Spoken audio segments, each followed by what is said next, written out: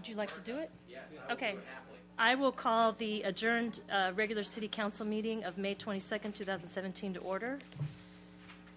The first item on the agenda is the Pledge of Allegiance. Okay, please stand for the Pledge of Allegiance given by Mayor Pro Tem Brown. Please join me in the Pledge of Allegiance to our great nation. Ready? Begin. I pledge allegiance to the flag of the United States of America and to the republic for which it stands, one nation, under God, indivisible, with liberty and justice for all. Thank you. Councilmember Donchak. Here. Councilmember Swartz. Here. Mayor Pro Tem Brown. Here. Mayor Ward. Here. And Councilmember Ham is absent. The first item on the agenda is public hearing and workshop concerning the City of San Clemente proposed budget for fiscal year 2018. Welcome. Eric Sund, Assistant City Manager. So we're going to go through the budget process, and then we'll have a public hearing at the conclusion of staff's presentation to take any comments from the public. And then we'll turn it back to the council to give some direction on some decision packages that are within this council for discussion. And are you expecting our questions as you go? It's what the council desires. Wouldn't that be easier? Yes. Yes. Let's do it as we go. Okay. We stand ready to deal with that, not a problem. So kind of something that we've been trying to create a theme for all of our budgets, and as something in the city manager letter within the budget, as we approach future years, it is essential the city do more with less. That is a really good theme that's going to play out in the 2017-18 fiscal year budget. So the highlights, obviously tonight we're doing the budget workshop and the public hearing, taking direction. We'll be coming back to the council on Tuesday, June 6th with a budget adoption. Obviously, if there's any changes given to us today, those will be reflected in what we bring back to the council on Tuesday, June 6th. Some of the key themes for this budget. So maintaining a strong financial foundation. We rely heavily on our long-term financial plan to contribute to that, as well as our pledge to maintain our AAA credit rating, which we're proud we've had for almost, I think, over 2 decades now. Restructuring to provide services more effectively. So one of the big themes that you'll see in this year's budget is a number of reorganizations, whether it's with Public Works splitting into 2 departments, changes within community development based on the matrix operational assessment, some proposed changes that we've put into place for Beaches, Park, and Recreation as we assess staffing needs and the bringing on of the Ole Hansen Beach Club, and then also the Public Safety Task Force, which has been basically endorsed by the City Council. We'll begin that process of reviewing the police services matrix study, its recommendations within that task force. And then the other thing is we're adding a 4th firefighter, and then we'll be finalizing the RFP for ambulance services to privatize that function. And then another theme within this year's budget is safeguarding our essential technology and infrastructure. So again, we're committed to continuing to fund essential infrastructure maintenance and improvements, trying to fix what we've deferred and bring it up to today's standards. Also, the investment that the council gave with regards to the Information Technology Strategic Plan.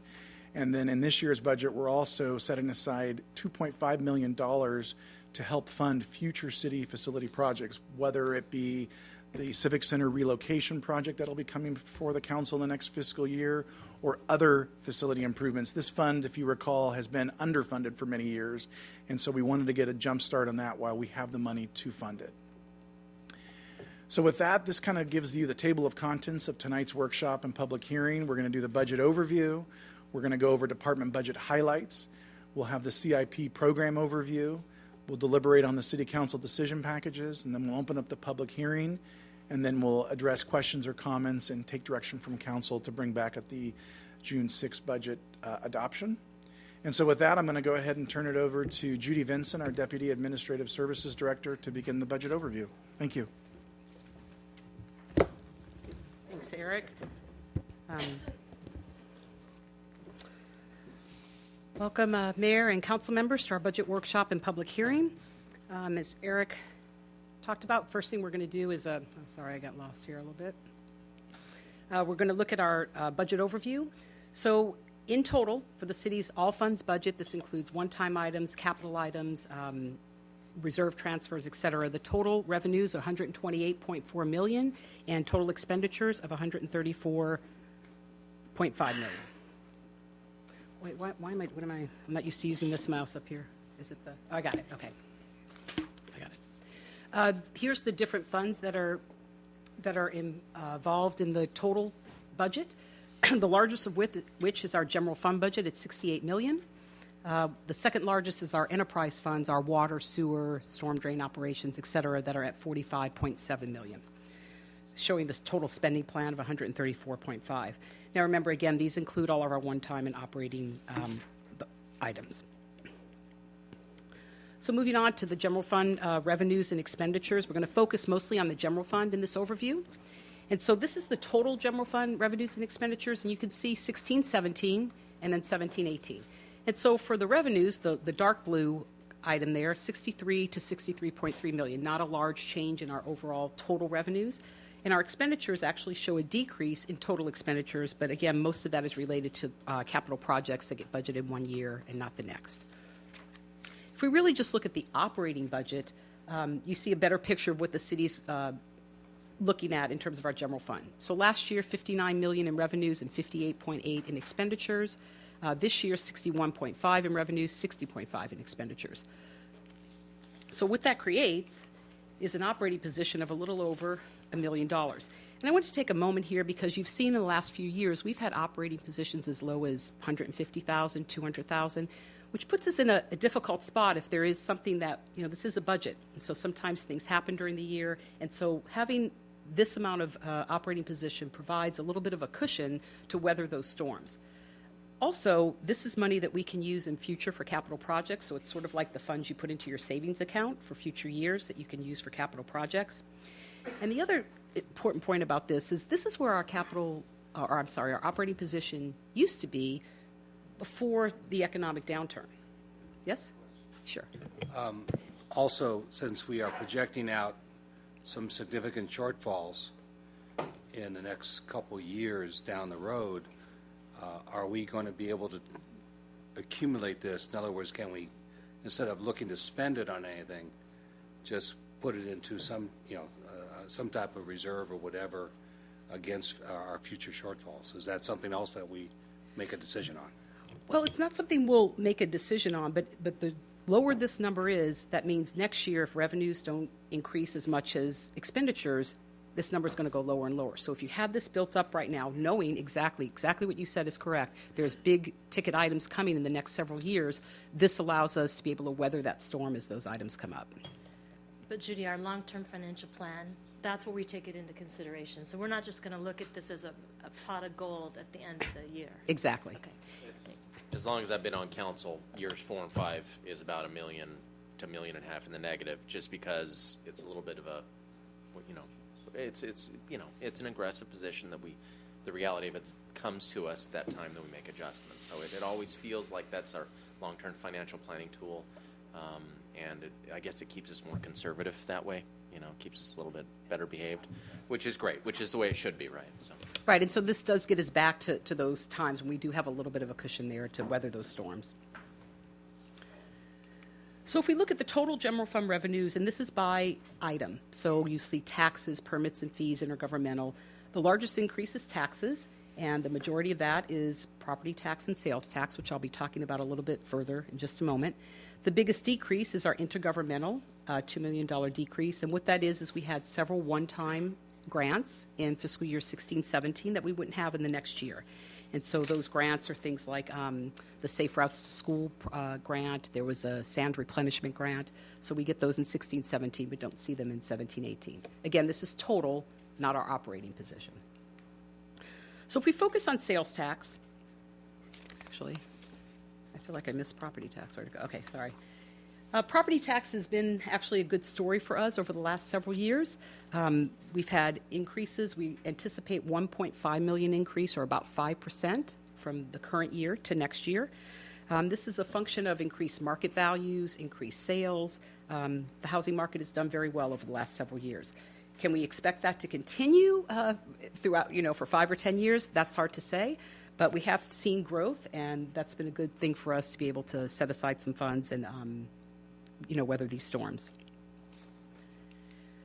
Sales tax, this is another good story, but an interesting story. As you can see, in 14-15, we were at about $8 million.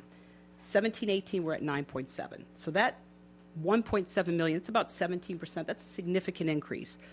Mostly sales tax revenues are growing by 2 to 3%. This increase is because we've had new stores open, new development, that type of thing. So the largest of which are our outlet malls, which bring in about $700,000 per year right now, and our Estrella development bringing in about $260,000. Now, the outlet malls are less than what we had originally anticipated, but there are still vacancies there. There are still things to be built there. The problem is we just don't know when those are going to occur and what type they're going to be. So to be conservative, we don't include projections for openings and assuming that restaurants are going to be built. We know that there's talk of them. We know that they're out there, but we just don't know when that'll be. So we're not projecting any of that for the coming year. If it happens, that's extra and that's great. We'll address it at mid-year. And I just want to say I'm very pleased with how conservative you are with the sales tax projections because, the outlet mall, for argument's sake, was 4 years late in opening, and then I think the opening, because of the freeway construction, the recession and whatnot, has been a lot softer than anyone would have imagined. So it's really good that we weren't counting on that revenue in our planning because we're getting it, but we're getting it incrementally and over a longer trajectory. Yes. To quote Paul, until I heard, what is it, cash registers ringing? The ka-ching, that was it. It was the ka-ching. And also, Judy, on Estrella, it's not completely open. That's either. correct. So if we had planned on that other big box store, I don't know if that's considered a big box store. That's what I call, but we yes, would have been in there's trouble. right. So it's good news that there's potential out there, but we can't, don't want to So count there's- on that until we have something more firm to happen. Okay. And I don't know if we've taken into account the bump that we've seen because of the La Plata connection that we've seen on the Talega area as far as Target and everything. They're seeing a lot more coming through that way. So we'll probably see it as things pan out, it could be even a little better little margin. Okay. Yeah, we haven't taken that into account, but we'll keep an eye on that. So if we move on to total general fund expenditures, we could see this reduction of about $5.2 million for this year. And again, the largest piece of that, if you look at capital outlay, that's what we've already talked about, that decrease because of the one-time capital projects. So what we're going to do is look at, I'd like to look at personnel. That's where a lot of the changes have occurred, so I do want to address that a little bit more in depth. So our personnel budget goes up about 3% this year, but that's a bunch of things happening. So the first thing is, Council may remember, you approved a new MOU, a new 3-year MOU, starting July 1 of this year. That's on the tail of the last 3-year MOU that we had. The new agreement includes salary increases of 3.1% in July of each year, and that's offset by a 1.1% increase each year in the employees' pickup of their share of retirement costs. So add 3.1, but take away 1.1 is what was in the MOU. There's also an annual increase to the city-paid portion of health insurance. I do want to mention with the employee pickup, by the end of this 3-year agreement, employees will be picking up the full share of the employee share of costs. So Council's been working on that for quite some time, and we're going to get to that point at the end of this 3-year agreement. In addition, there's some ongoing step increases included in the budget. And then there's a variety of position changes in various departments, and I'm going to talk about those. The total position changes overall in the budget for all funds is a 0.25 full-time equivalent decrease. So the story is we're keeping the same number of positions, we're just reassessing them and reorganizing them in a better way to meet the needs and changing needs that we see. And so there's by fund, you can see the differences by fund. And then right now there remains one frozen position. In the past we've done this because of the economy. We've had to freeze positions. We keep the count, but we take away the funding, thinking that we'll bring it back at a later time. So this is the last one of those that we have, and we do have a decision package tonight that you'll be looking at this to see if you want to bring this one back. So if we look at these staffing changes by department, Eric alluded to this earlier about the different things that have happened. So in this case, in Public Works, we had the retirement of a long-term Public Works director, and that allowed us the opportunity to look at this department and see what could we do better, and was determined that it really makes more sense to have 2 different departments. This is a very large department. It's in some cases 2 to 3 times larger than any other. So by splitting it into 2 and having those functions each by a separate director, it's just better for the city, more efficient and effective. And so it was split into a Public Works department that was restructured and a Utilities department. So the Public Works Department includes development engineering, traffic signals, traffic, streets and development engineering, inspection services, maintenance services, and oversight of the city CIP program. And then our new utilities department is our water, sewer functions, all the utility functions, as well as storm drain, solid waste, and the oversight of the environmental programs. So you can see what we're doing here. We're adding a utilities director, and we're adding a management analyst. We're eliminating the 2 deputy director positions, and then we're reclassifying a couple of positions. And so at the end of the day, I mean, there are dollar, costs in here, both up and down, but the total staffing increase is 0. There's no change in staffing. It's just a restructure. And if I may, have the council focus on the last 2 bullets of that, where we reclassify utilities operations supervisor to manager, and then we're also increasing 3 flex fill positions to level 2. One of the things that we've noticed within utilities over the last 2 years has been recruitment and retainment. Utilities has seen the biggest turnover of employees. Some employees only coming on for 3 months and then leaving to another agency that pays better, like Irvine Ranch Water District. And so we're trying to take steps to help that work unit be more stable and get better employees that'll stay a little bit longer. One of the things for utilities that we kind of have to accept is we are, because of what we pay and what we can afford to pay, we're kind of a stepping stone for employees to get trained and then eventually jump to Irvine Ranch Water District or Moton Nagel. It's just kind of the facts of life for us, because if we paid that kind of amount of money, our rates would obviously reflect that cost to the end users as well. So as we mentioned in the city manager level, we're looking at ways within this reorganization to do better at retention of employees and recruitment. So just a side note. Okay, so then if we move on to, to community development. As you all remember, there was an operational assessment study completed this year, and so in the budget this year in building, planning, and code compliance, there's some reclassifications, and in one case, we're taking 2 limited-term employees, and we're making them just regular full-time employees. Again, 0 FTE staffing increases for the coming year. You may recall, though, back in April, item came before council and it was approved to add 2.25 FTE. So that action was already taken. It's not part of this budget, but it does increase the total FTE count for the city. So that's an increase of 2.25. We had the overall decrease of 2.5. So at the end of the day, it's 2 more positions 1 year to the next. And Judy, before you leave this, on page 122 in a report, it talks about the 6 vacancies in community development. I'd like to hear what the timetable is for getting those filled, because as a percentage of staff support, that's a big priority in my view. So how are we doing with that, and when do we expect to be fully staffed, and what kind of training are we going to do to make those are in the works. I don't know if you I'll want to give a speak little bit of about an it. overview and then maybe punt to Cecilia if you have more specific questions. So we've gone through 1 recruitment, and we've actually recruited an assistant planner out of that recruitment before we had 6 vacancies. We just concluded a 2nd round of interviews that will basically provide a list of candidates for Cecilia to screen for 2nd interviews to see. We are also supplementing with contractual services. So we're in the works. One of the things that we're seeing with a lot of South Orange County agencies is difficulty in recruiting in that specific work unit planning. There's a shortage of them. And so when there's a shortage of positions, candidates that are looking for jobs will obviously pick the best ones to go to that could be contributing to benefits with pension. Keep in mind, we're a Social Security agency, which many government agencies are not. So that right away adds 6% off of their pay contributed to Social Security, which one could argue is a second benefit.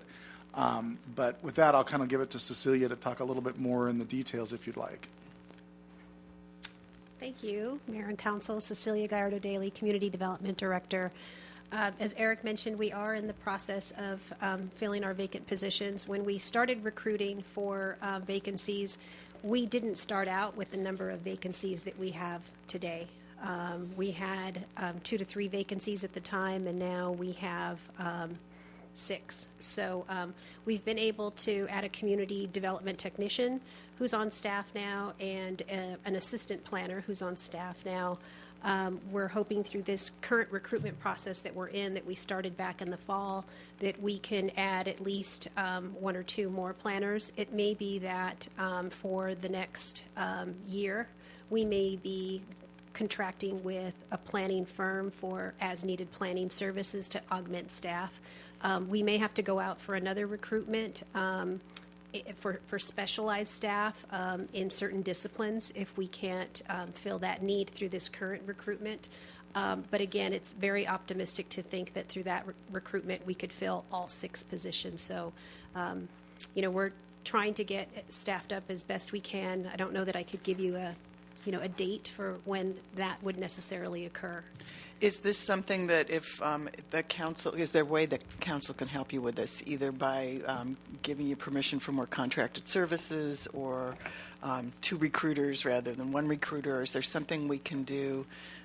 Because you've been a real force for good since you've gotten here, and it's really important that you get the team that you need to continue doing good work. Yeah, thank you. I think probably in the near term, it will be additional contractual services. So we will likely be coming back to council in the near term to look to contract out with 1 or 2 planning firms for as-needed contractual planning services through the course of the next year. Okay, all right, thank you. Every one of the employees that left Cecilia's operation went to another city and got a promotion, whether it was an assistant director position or a senior planner position that we didn't have available for them. So a lot of those people, they'd been here for a number of years and were at that time and place in their career where they could promote up, and that opportunity came someplace else before we could give it to them. We can't give those promotions to every single employee, and that's part of the main problem. Thank you. Thank you.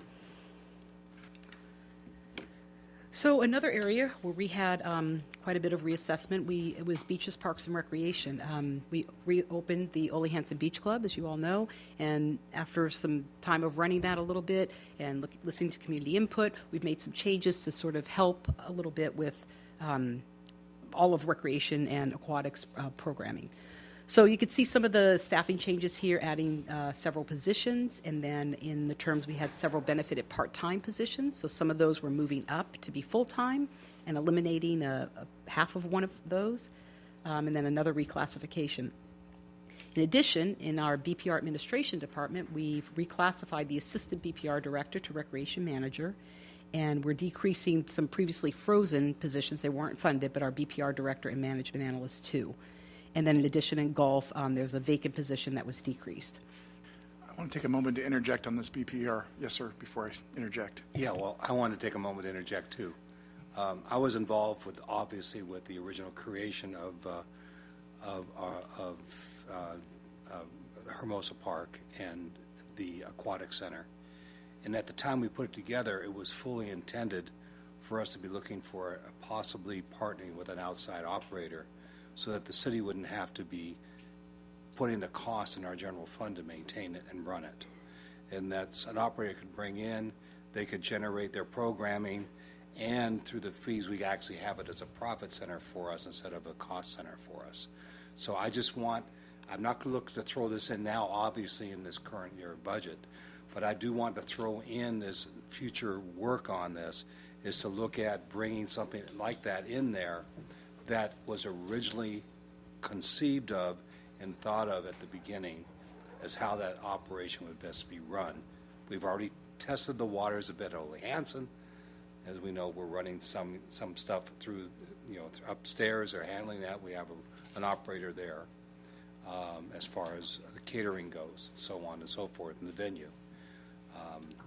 Same thing could be done for a portion of the aquatic center itself, not maybe the whole park, but the aquatic center could be run. We looked at a couple of nonprofits or a couple other groups that were at the time, this is 17 years ago, at the time, very interested in it. Understood, and we have some of that information on file from when we did it, and then previously our aquatic supervisor, George Blair, had done a little preliminary study as well, which we can resurface that and share it with the council and look at those opportunities.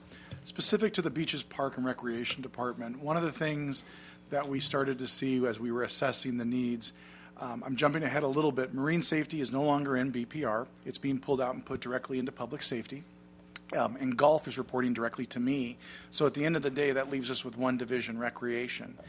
And we collaborated, myself and James, the city manager, at looking at, do we need a director to oversee one division? And the answer for us was no.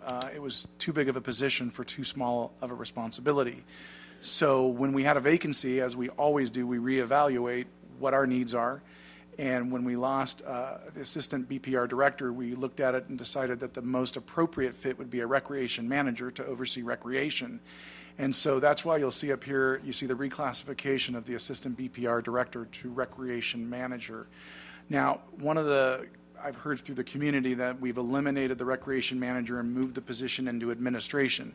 Well, we've moved the recreation manager into administration to oversee the administration and recreation. The function still exists with the rec manager being responsible for the recreation supervisors. And there have been no positions that have been removed from the budget as it relates to the recreation supervisors.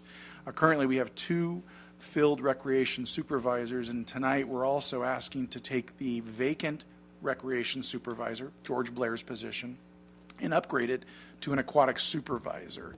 One of the things that we noticed when Ole Hansen came online with Vista Hermosa, and based on the community input, we need an aquatic supervisor specialist to oversee these 2 premier facilities, not only from the recreation standpoint, but also from the programming standpoint, as well as the partnerships, whether it's the San Clemente Aquatics team, water polo. So those are things that we're actually kind of happy with the way we've landed it. We've also addressed our cash handling. Now we have 3 cost centers, if you will. We have the community center, Ole Hansen, and the aquatic center, Vista Hermosa, all taking in cash or registration revenue. That's an important function for recreation.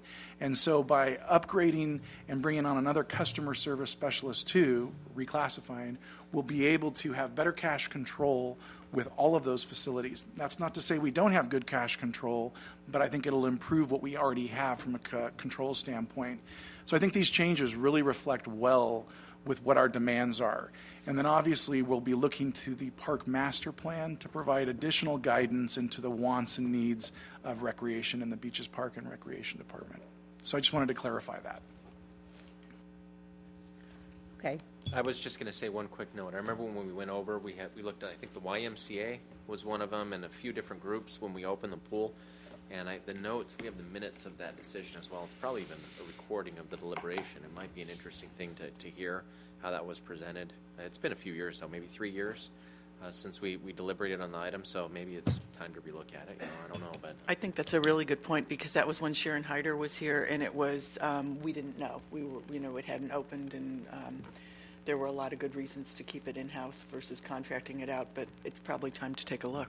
And I completely agree, and this will be our first summer with Ole Hansen as well, so we're kind of getting a start. We started off kind of in the winter months, we hit spring, and now we're getting our stride with summer, so it'll be good to get that history behind us to kind of see what the wants and needs are of the facility.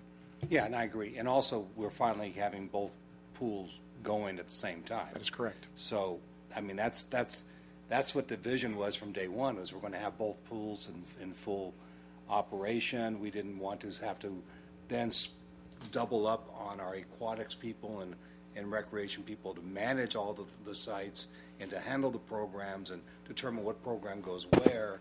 So that's what the thought behind, and we're finally getting to that point. So it'd be good to start just putting it in process. Absolutely. Okay, so all of the BPR decreases that are changes, there's a 0.25 FTE staffing decrease. So overall, this is our staffing chart. You can see from at the end, 16-17 to 17-18, that 2 increase was basically what we already talked about, the mid-year change that was made, as well as the 0.25 decrease for this year. Okay, so the other component of I'm personnel... sorry, one other thing Yes? before could I get a visual of what your org chart looks like for recreation, Eric? Yes, absolutely. And also public safety with marine safety moving over there, just because the FTE and the PTE and all of that is nice, but it would be really nice to kind of understand what it looks like spatially. Absolutely. After we kind of close out tonight, understanding where you'll be with positions, we can then kind of draft up that org chart based on tonight's recommendation. So absolutely.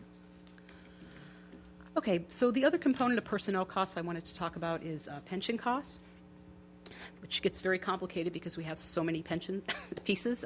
We have our new employees, or our current active employees in our CalPERS miscellaneous plan, as well as our marine safety employees in a CalPERS safety plan. And then our retired inactive employees were left behind in the Empower plan, but we were recently told that that plan, they will no longer be providing defined benefit services. So we're currently in the process of looking to transition those employees, the past employees, over to some other pension plan. Did we know that at our last meeting on the budget? Our long-term financial plan? We didn't know that piece of information, did we? They notified us several months ago, so I'd have to look at the date, Okay. whether we had just found I don't out or remember not, but that. it was, Do you? yeah. Okay, thank you. So all of that going on, and then we also have retired inactive safety employees that are in a CalPERS plan, and we need to just pay an unfunded liability payment on those every year.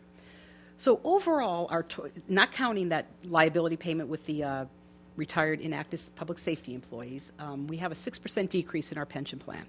And that's really a function of several things that's been going on. One is the city employees paying a larger portion of their share of retirement that we just talked about with the MOUs, so that's been going on. That's helped reduce our costs. In addition, state changes, PEPRA, if you've heard that term, means that employees coming in who've never been in a pension system actually have a different rate structure than other employees. And so that actually saves money over time, but it takes a while, right? I mean, 25 years from now, all employees will probably be those employees as opposed to what we have now. In addition, council made some decisions. One was to take a $500,000 reserve set aside for pension, and we paid down our marine safety liability. We did some restructuring to shorten some of the amortization terms, but to pay off some things. So anyway, all of those things kind of help with that decrease. However, over the next few years, we've been notified by CalPERS that they're going to change what's known as their discount rate, what they expect to get in investments. And so not this coming year, fiscal 17-18, but starting in fiscal year 18-19, and for about 7 years, they're going to gradually decrease that investment rate, which means that our liability will increase. That kind of makes sense. If you set aside a certain amount of money and you expect to have, set aside $500,000 and you want $1 million in 15 years to pay the liability, if you're making 5%, that's great. But then if they say, oh, you're only making 4%, you're not going to have enough. You need to put more funding in. So that's where we're at with that. And so some of these increases could actually double the payments that we're paying right now. And so we know those are coming. We know they're going to be gradually phased in. Some of the other changes that we've done will help keep costs down, but we know that these things are coming. So it's kind of these two ships meeting in the night, and we know the increases are out there. From what I recall when we were going through this exercise, it was what wasn't like $1 million. It goes, from 600 to 1.1, and then within 3 years it's at $2 million. So it's a fourfold increase in less than 3 years. Is that accurate? It'd be a little bit longer than 3 years, and the one you're talking about is that very last item I have down here. Oh, so it okay. increased for exactly what you said, 6 million to 1.1. Good memory. So that went up 75% this year. Yeah, I remember numbers like that. I forget everything else, but that number that was that a was big one. troubling. I wouldn't say it kept me up at night, but it certainly bothered me. And this increase is not even related to that. This increase is related to a shortening of the amortization period. It was too long of these are retired inactive employees. Son of and a- we had a 30-year amortization, and, rightfully so. I mean, if they're So retired that's and not inactive. even. So we're not. That's two separate. So now this this is going to million- keep me up at night. This is great. No, this is good. This is an adjustment due to the discount rate adjustment. This one is. But the addition going up to $2 million that you talked about, the doubling of that, Yes. that is related to the discount rate going down. That was also right. Okay. Yes. Very good. So, Thank you. yes, so you were kind of part and part putting two things I'll together. just put that right at the back of my brain there. So, thank you. So when we talked earlier about the $1 million operating position and keeping that because we know these big changes are coming in the future and going to reduce that. Okay. So then if we look at total general fund expenditures by department, and we're going to just talk about each department, I have a slide on each of these just quickly to talk about what's going on in them. It's just another way of looking at the expenditures we already discussed. So if you look at general government highlights, this is more city council, city manager, city general, things like that. The biggest thing here is our interfund transfers. And so if you remember from the LTFP, we had recommended $580,000 to reserve funds. That's a portion, $200,000 to park asset replacement and $380,000 to facilities maintenance. Additionally, we're adding another $2.5 million. Eric talked about this earlier. This is for future projects for large city projects. We have the negotiable building and this building that both have had deferred maintenance for a while, and so work to be done on those. We've set aside more money in the reserve for that. Just some other highlights. The CASA contribution is $815,000. That's up about $73,000. It includes some one-time radio purchases and then increased charges from the general fund and IT. We also have payments to fund insurance claims and insurance and claims increases $470,000. Our DBA funding is at $30,000 for the coming year. We have community grants of almost $70,000 in the budget, and then our council contingency at $100,000, which is what it's been for several years. So, Judy, is this the time to ask you about the transportation strategic plan, or is that coming up later? That'll come up later. Okay. So moving on to finance and admin services, not a lot of change here. We have an overall reduction. It's basically just one-time studies budgeted in the current year that won't be carried into the next year. There's one budget enhancement. What the budget enhancements are, in your book, you'll see the blue decision packages, we call them. So the ones that are blue have already been put into the budget, and so I highlight them on each of the departments just so you know that what's going on there. So if we say no, that we get the money back? If you do not want to do it, then we will change it for the adopted budget, and we absolutely can adjust that. Budget's not adopted yet, just a draft. And I do want to add, when we brought this we brought this limited term revenue analyst to the council at the previous budget, one of the things that we were going to focus on was TOT and business license fees in terms of audits. And so I think it's appropriate to give the council a little bit of an update as to the accomplishments that have been made thus far. Specifically, there's been an assessment of about over $125,000 in unpaid TOT generated out of this position, and we're just beginning. And so things are looking good in that respect. One of the benefits to this position was to really get a good grip on our TOT as it relates to all of our hotels, our bed count, monitoring the monthly requirements of submitting TOT. And the business license audits and the TOT audits are going to be coming underway very soon. We'll be auditing random business licenses as well as auditing all the hotels within the city. So this is just the tip of the iceberg from what we see. So just an FYI. And so what we're asking here is just to extend it. It was a one-year term. The position didn't start till halfway through the year. So we have funding through the end of the calendar year, and we'd like to just extend it to the end of the fiscal year. And then next year, if we want to continue this, we would come back to council and talk about it at that time. Does this also tie into, we hired that group to do collections on was it going after some of the TOT or going after some of our planning or some other? Are you thinking of the Matt Silver legal services we brought in to work on cost recovery as it relates to code and code compliance? Code enforcement, would that also tie into collecting some of this stuff? That would, once those infractions are issued, and then they're assigned to Matt Silver. But this position doesn't do that. No, that's, just I think in terms that's of what the you're revenue asking. associated.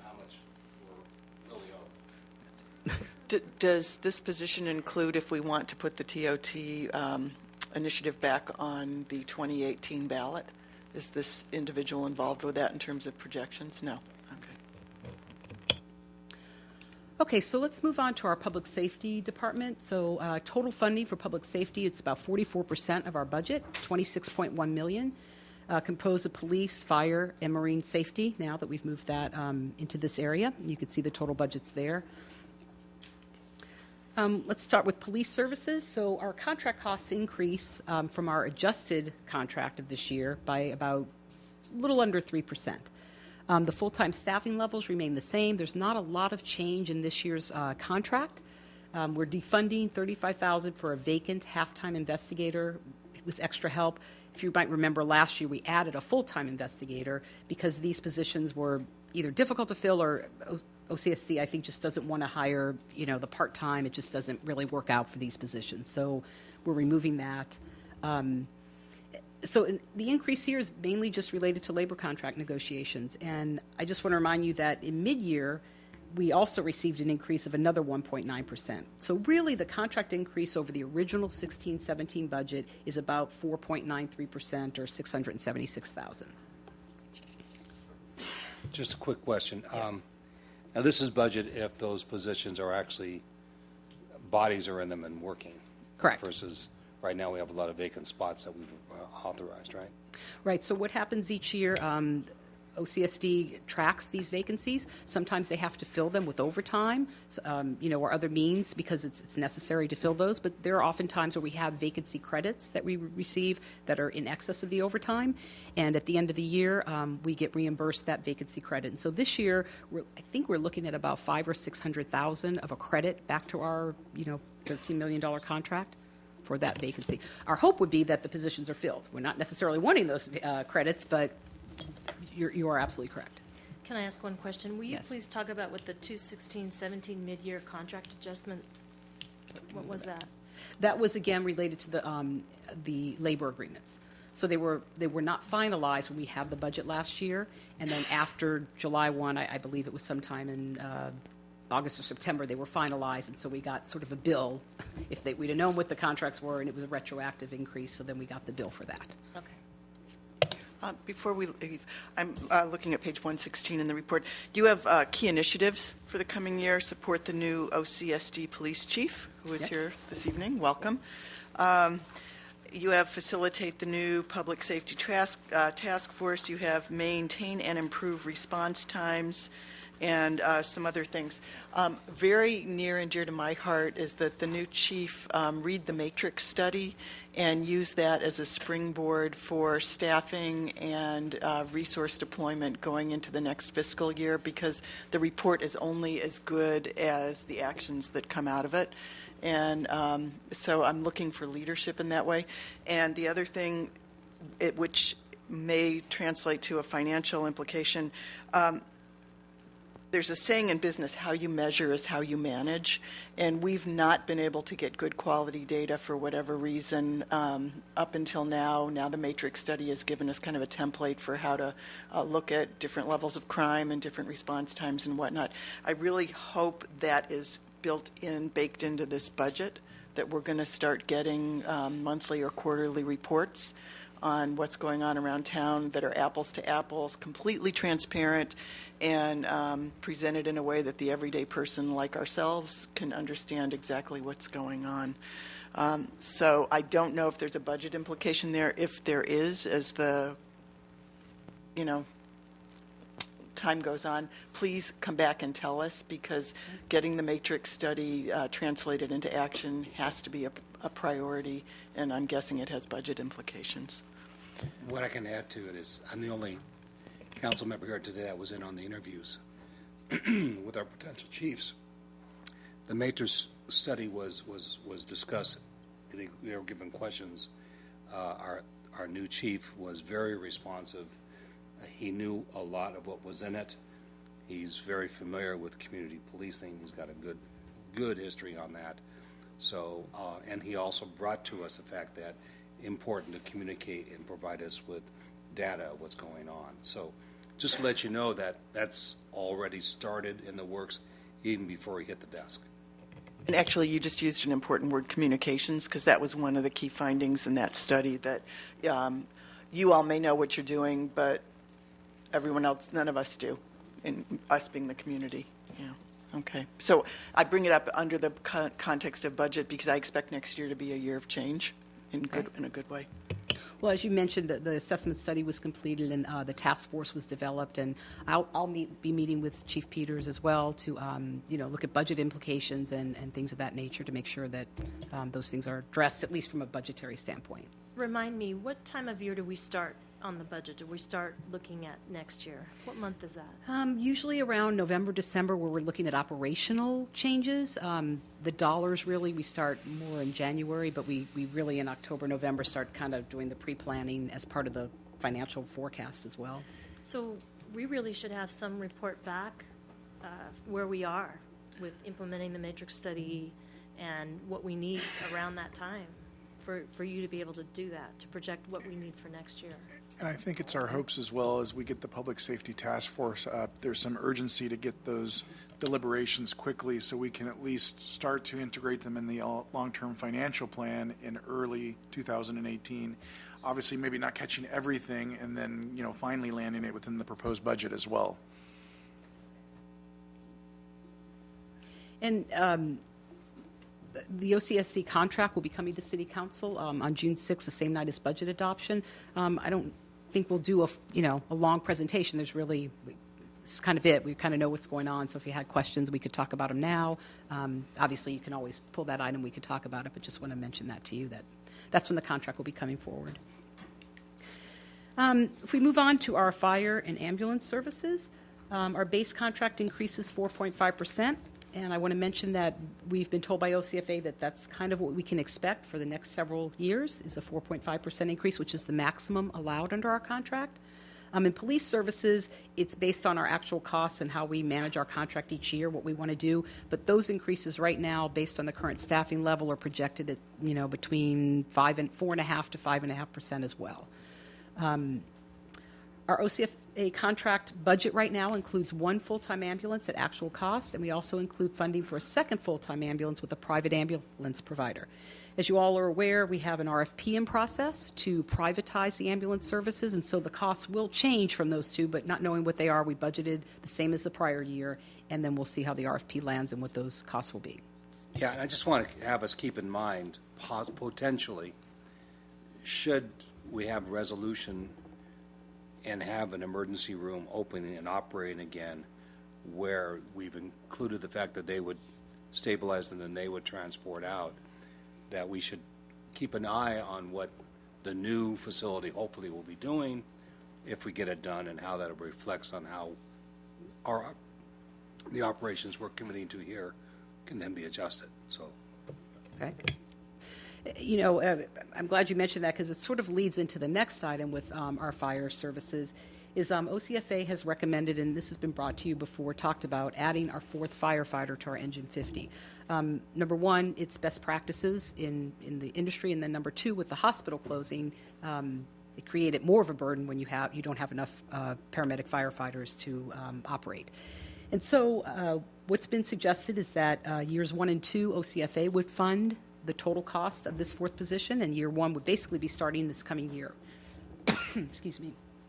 Then the cost would be phased in to the city for years 3 to 7, and we'd have 3 overtime positions eventually going to 3 regular positions. City bearing all costs starting year 8. So a letter agreement to formalize this we brought to council again on June 6th with the budget adoption. I'm going to show you a chart here to kind of give you more of a visual of the dollars. So again, when we talk about, you see the OCFA cost share and then the San Clemente cost share. If you look at the very last number, the 3 regular positions, $778,000. When we talk about costs coming up, this is an additional cost that we're going to see in our budget phased in, but in 8 years, you've got another, $800,000 expenditure that needs to be covered, in addition to all the other 4.5% increases that are going on. So just want to be aware that something else coming up that we need to be diligent in terms of our projections and use of our funding in the future. Are there any questions on this? I'm going to point out on this as well, one of the things that when we bring back at the June 6th meeting, we'll be bringing back an MOU of understanding related to this fourth fireman. Once we commit to this, there is really no way to take that position off. So the process, if the council in 8 years or 10 years wanted to reduce back to 3 firemen, there would be a quote of the labor to approve that. And so, in all likelihood, that probably wouldn't occur, since the model at most stations is a 4 firefighter model. So I think it's just important for the council to be aware, once we go down this road, it's going to be a difficult process if there was ever any want to remove that 4th fireman. And I know Chief Abel's here that can discuss the benefits that will be already seen with that 4th firefighter with regards to calls for service, but I just wanted the council to know the fine print as it relates to that. Didn't our city vote on that at the OCFA board? The 4th fireman? It was something that preceded my tenure there. It's been in the works for a while. Okay. I would like Chief Abel to come up and tell everyone what the benefit of a 4th firefighter is on an engine. What benefits we're going to see. Sure. Thank you, Mayor, members of the council. John Abel, Division Chief for Orange County Fire Authority. Really, in simplistic terms, it's not just another body, it's not just another firefighter paramedic. What you have in San Clemente, because of the unique layout of the city, San Clemente is what we call a cul-de-sac city. It doesn't have the benefits of other cities where you can draw resources from other areas. Excuse me. So Orange County EMS sets the stipulations on what a paramedic unit is. A paramedic unit requires 2 paramedics. So currently in the city, you have 3 paramedics. That's because we've already staffed that 4th firefighter on engine 50. The significance of that is, prior to that staffing, if you had 2 medical aides in your city, it could be just someone who twisted an ankle. You drop out more than half of your city. If you have 2 medical aides, you have no more paramedic coverage in your city. So that happens routinely. And when that happens, we have to draw resources down from Dana Point, San Juan Capistrano, and we start pulling resources down from the north side of the city. To the tune of about 870 times a year, Dana Point supplies their paramedics to San Clemente. It is regional fire protection, regional EMS, so we rely on all of our neighbors, but because of San Clemente's unique geography, we only can rely on those to the north of us. So by adding that 4th firefighter, you really are really increasing the level of service to the entire city. And having 3 paramedic units in the city, I think those 3 paramedic units are almost tied up every day at some point in the day where every unit is out on a call. So does that answer your question a little bit? Okay. It does. And with the hospital closure, I just want to touch on that real quick. What's happened is, because we have our paramedic units going up to mission, there's what we call wall time, where they're waiting. And sometimes that wall time is longer than the actual call. You know, we turn our calls in about 20 minutes. But up in waiting up at mission, they're on the wall for about 45 minutes. So it's really just something that we have to work through up there at that end. Okay? Do you have a question? No? Okay. Thank you very much. You're welcome. Okay, so again, this letter agreement will be presented to council on June 6th. Our Community Development Department will move away from Public Safety onto the next department. Highlights here. We've already talked about all of these, about the assessment that was done, the mid-year staffing changes. We have a variety of staffing reclassifications. And our efforts continue to abate residential and commercial nuisances. 2 budget enhancements here. The Track-It system for permitting and licensing is being upgraded as part of the IT. I have to interrupt for a second. You told us marine safety is now part of public safety, but there's no slide about marine safety? Marine safety, we just Did you just briefly do it and I referred to zoned it out? here. Well, it was, wait, hold on, I went back too far. I could have zoned out. It's but- just at the bottom here, because there really isn't, Oh, but it doesn't get its own slide. there wasn't really any change in it. It was Because a it's so staffing well increase. managed and So well so managed. wonderful. Yeah, Bill's Okay. used to not getting his own slide. So we're just skating right through that. Okay. Just I mean, if you have questions, or we have our marine safety. I did not have any chief questions, here. but I thought the idea of recognizing public safety in this way was a new way to think about it, and I like that. We can bring him up and talk about shark jumping or something. I think that's maybe why we, that would have been our highlight. Maybe we don't want to talk about that. Okay, so we're back to community development. The Track-It system upgrade that I talked about for the permitting and licensing system. And then Public Works, we already talked about the reorganization here. New capital projects total $13.4 million, and maintenance projects in the CIP of $5.1 million. Ken Natz will be giving a longer presentation on that in just a minute. And ongoing annual funding continues for our minor maintenance projects. We started this a few years ago to set aside a bit of money. We don't have to bring each project forward in the CIP just as needed. We use this money each year to make sure that we don't get behind in maintenance. There's a couple of budget enhancements here. One was the addition of the management analyst. And When then the some- opportunity presents itself, I'd love to know a little bit more about how that's paid dividends on the maintenance. I know we had a tremendous amount of deferred maintenance that we were kind of stacking up, and we've made the change to a dedicated department for maintenance, and Randy's come on board, and we've also started setting aside funds. I think it would be useful, maybe not today, but at some point, to maybe do a little bit of a look back and say, hey, here's what we think has happened, just so that we can get some degree of comfort, but also awareness as to some of the positive changes there. Because we know it. I see it, around town. You can see it in what we're doing. But it would be useful to perhaps at some point to, I don't know when that would be, to have a little bit of a check back and say, here's some of the good things that are happening and some of the positive changes. Okay. And some of the things that maybe haven't gone so great will also be helpful. Okay. We'll note that. All right, so beaches, parks, and recreation, we already talked about the move with marine safety, and then the staffing changes that occurred, the budget enhancements here, the staffing changes already we noted. There's also an addition of an annual Halloween fall special event, the addition of a North Beach Farmers Market, and then fencing for special events, which is a one-time purchase. The other two would be an ongoing item each year. And those budget enhancements, we'll talk about those when we get to the decision package. These particular ones are already in the budget, so now would be the time if you wanted to speak to any of these. We can take them out if you choose, but these are the city manager approved ones. The yellow sheets are the ones yellow. we have not yet approved that we would ask you to give us direction on. Okay, I would like to talk about the annual Halloween event. Casa Romantica is currently doing an event. I think this last year was their second year, Casa Creepy. It's a pretty big event. It was well attended.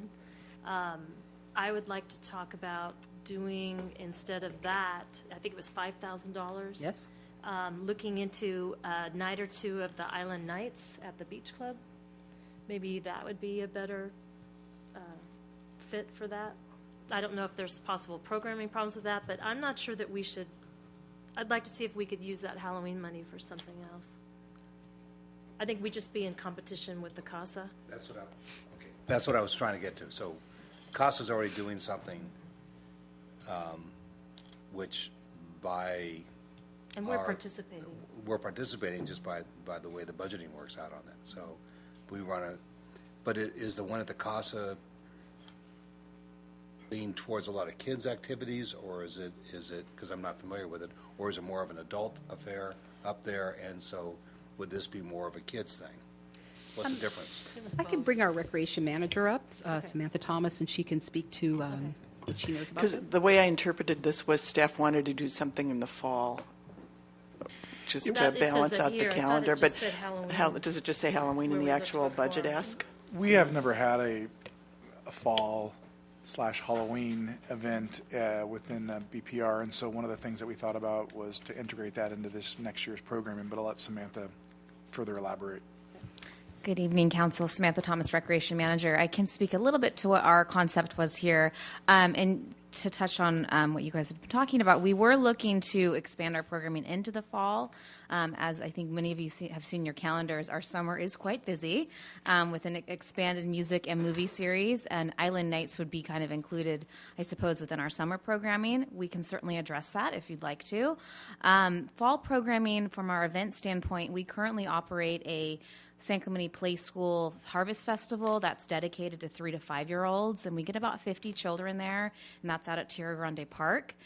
From that, we've seen there's been a huge demand. That program's been in operation for about 3 years, and people love the fall season. So this Halloween event is geared towards looking at kind of, maybe we do a pumpkin patch, maybe we do, kind of a trunk or treat concept that is more family oriented. I can't speak for CASA because I don't specifically know what their event looks like. I've got it right here if you want to know. Perfect. Casa Creepy is one of the most fun and unique, this is Yelp, they know. Casa Creepy is one of the most fun and unique haunted houses for families in Orange County. Encounter ghosts, mummies, and creepy crawly surprises around every corner during spooky tours of our historic 1927 home, period films and vintage-themed special effects, suitable for families ages 7 and up, and it's priced between $5 and $12. Okay. Yeah. Sounds like it. It was. There's a lot of actors Did there. you go last year? I did. Yeah. I did. We did a around town there. No, I wasn't. But my point on this is maybe we should talk about that, because one of the things that we really wanted to do was bring that beach club back online. And one of the things that we used to do that was a good event for the city was the Island Nights. And I don't know whether that's possible or not, but rather than adding another seasonal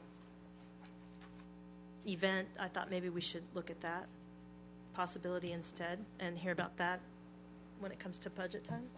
You know, I'm intrigued because I like the idea of participating in Halloween. I'd almost like to couple it with, and maybe this is something where we provide feedback and then we allow BP&R to go back and kind of work on it a bit, because I don't want to, you know, it's just ideas. These are all just ideas. But, you know, we have a whole series of really lively streets down where I live, and the crowds are absolutely enormous.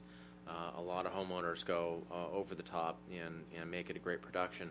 I don't know if there's a way to either couple it with the CASA or try and, you know, like one of our city contractors every year goes out of his pocket to provide a porta potty for all the people walking up and down there, and it's a godsend, you know, for them. And so, you know, maybe there's a way we can couple it onto the existing phenomenons or the things that we're doing instead of trying to create You something. know, when you said glitz, one of the thoughts that just came to me, and you know, maybe a Halloween parade that starts on Del Mar, and just like the glitz, there's there's an attraction with Del Mar that then brings them down to the Casa, and they feed off of that. And so, I mean, I'm just throwing out ideas right now, but I think maybe what we should do with this one is we could approve a line item, a budget, and say, let's do some fall programming, if it be in the form of a Halloween with the Casa, something that here, the Island Nights, if that be the right thing, hearing what the council's disposition is, and allow you maybe to work on that a little bit. Okay. And then when we come back on June 6th, we might have some more details. Could that be? Yeah, I kind of agree. By the way, we also kind of go nuts on the other side of town, away from the Barcelona's beach. better. No, I'm just kidding. That's terrible. Some houses go, I'm too old to do as much as I do, or used to do, but I pay a guy anyway. So, but yeah, so they do go crazy, and we've seen kids grow up, and then they leave, and all of a sudden we got new families in. So we're seeing huge amounts. I go through about 1,000 pieces a night. So Can I add one point too?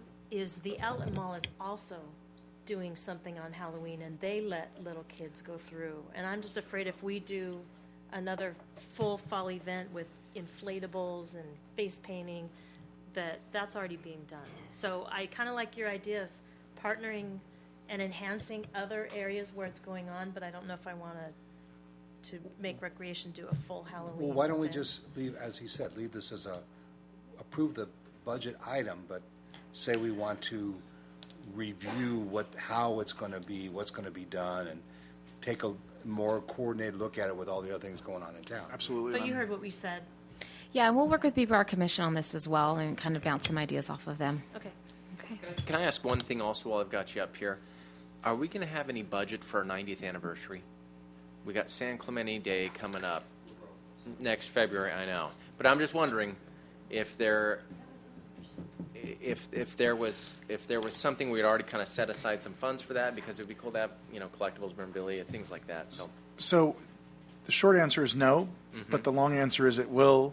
We need to come up with what that's going to look like, because we know it's going to be a rather large, significant, symbolic extravaganza. Yeah. And vet it through the BPR Commission, and then we'll be bringing it to the council to basically kind of endorse the plan that we have with going forward. Because I think, you know, one of the wants of the council was to look at it as a whole week celebration for the 90th year, rather than just the one day, the last Saturday of February.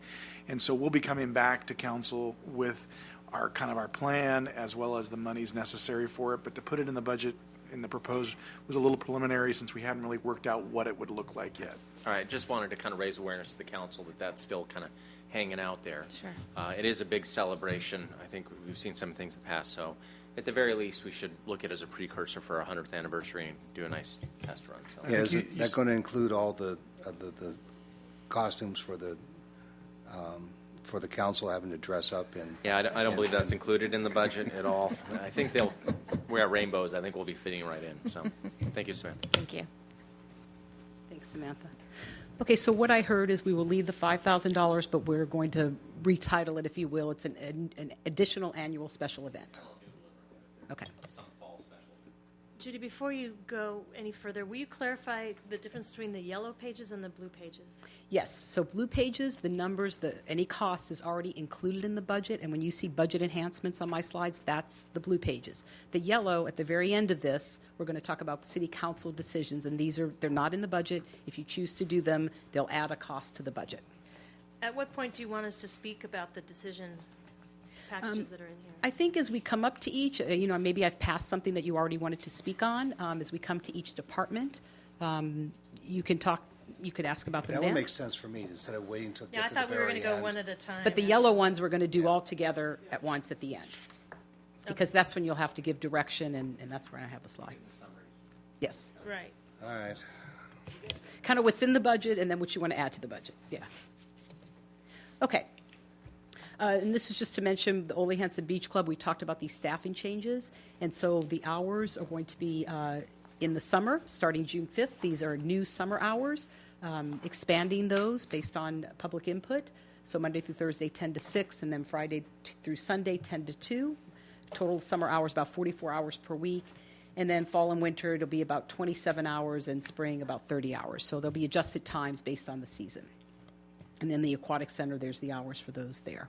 Okay, so you want us to talk about, since you're talking about hours, should we talk about it here? Yes? Okay. We had talked about and we had said that we would reopen this Ole Hansen Beach Club and we would return it back to what was there before. Not exactly maybe, but we're not even close with the current programs that are offered. I'm concerned because we're trying to make the club everything. We're trying to do some classes, only one a day, and the one starts at Monday, Wednesday, Friday starts at 10 because we don't open the beach club until 10.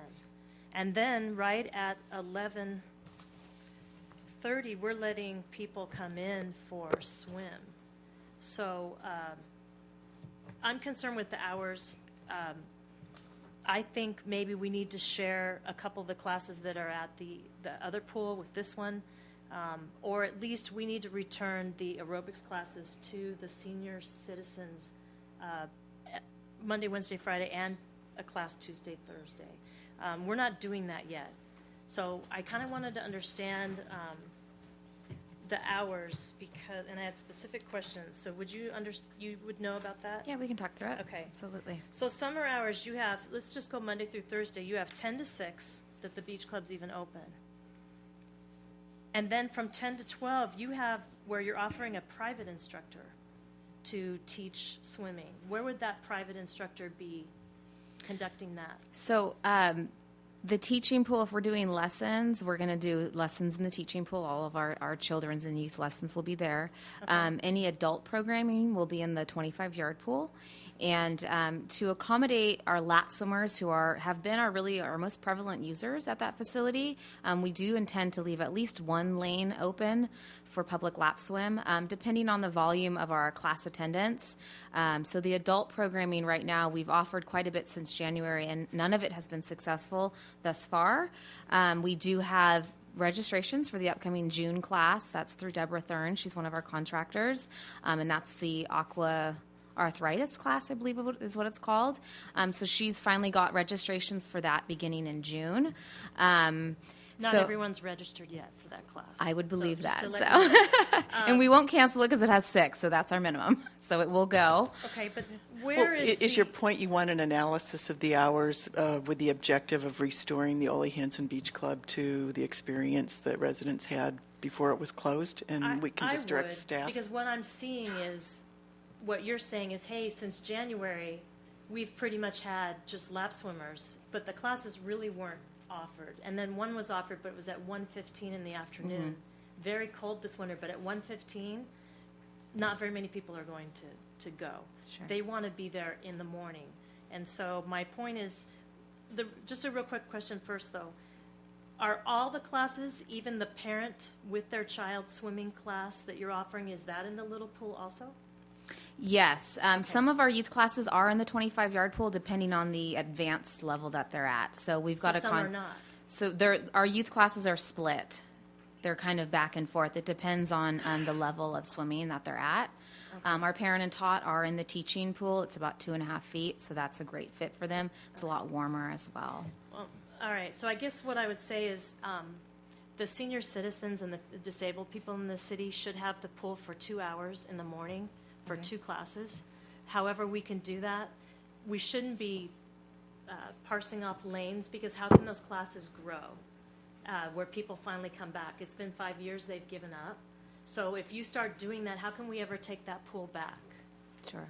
You see what I'm saying? I do. Yeah, I and think it's important, when we vetted this with the community through the BPR Commission, one of the things that we heard very loudly from a number of participants was they didn't want to go back to Ole Hansen.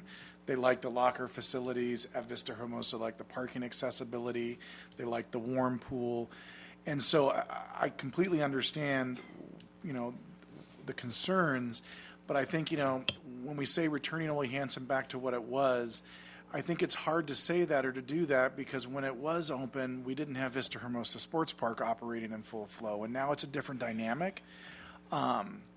We can definitely look at doing some different programming things, and I know Samantha's eager to look at that. The question of registration has been a problem. With the spring class, we had to cancel a number of them because of low attendance. We need at least a minimum for it to break even from a cost standpoint. So I think it's always we're always open to trying something, but I also want to caution the council, because the Las Palmas swim group came out very loud with serving the underprivileged, which I think we've got a really good handle in the summer program to address with some very affordable swim classes, as well as we've expanded our JG lifeguard classes there with KISS, which have all sold out. Yes. And so we're seeing good things, but the public lap swim, we have had a lot of vocal. Just the other day, I dealt with an individual who was very upset that he had to share a lane at Ole Hansen, and there's not a lot of lanes to have. So it's a tough balancing act that staff is struggling with a little bit. What if we push it back to a BPR commission and have them take a look at the schedules at both places and look at where we were and get more public input at that level? They did. It was They did vetted by the try to. BPR Commission, but at the end of the day, they said, we'll give them what they want, but we don't know the fiscal impact. And so I think at this point, we've kind of heard what the concerns are from the BPR input process. And so if council was to give us direction tonight, I think we'd go back and we'd try to deliberate on some different solutions to bring back to the council. Well, Okay, let's go make ahead. that direction. Yeah, Yeah, because I I think think so. it's balanced. We've now got 2 world-class facilities and want to optimize them. And the one thing that you said about Vista Hermosa, it does not serve the senior citizens. It does not. And that's why they stopped going, because they couldn't go to Vista Hermosa. And this council promised that those classes would come back. And Is it less accessible? Is it less yes, accessible? there's no stairs going into it or a handrail. It's just a gradual, you have to start walking in deeper and deeper water. And I've seen people with walkers fall over in a foot of water and could not get up, and they never came back. So we had a great senior citizen program, and for people that are disabled or are recovering from injuries, and we don't have that in the city anymore. And I think for the seniors, they're missing out. And I think for their health and benefit, we used to do a better job. And I think this pool for 2 hours in the morning, it might have to start opening at 9, and maybe a compromise is start at 10 with 1 class, give them the pool. But if we can get enough people, that pool opens at 9 for an additional class, because we used to have 45 people in each class. And I like that approach, that if we can get the registration for the class, then maybe we look at the extended hour. If we can can't, do it. I'm not excited that what's being offered is 1 arthritis class.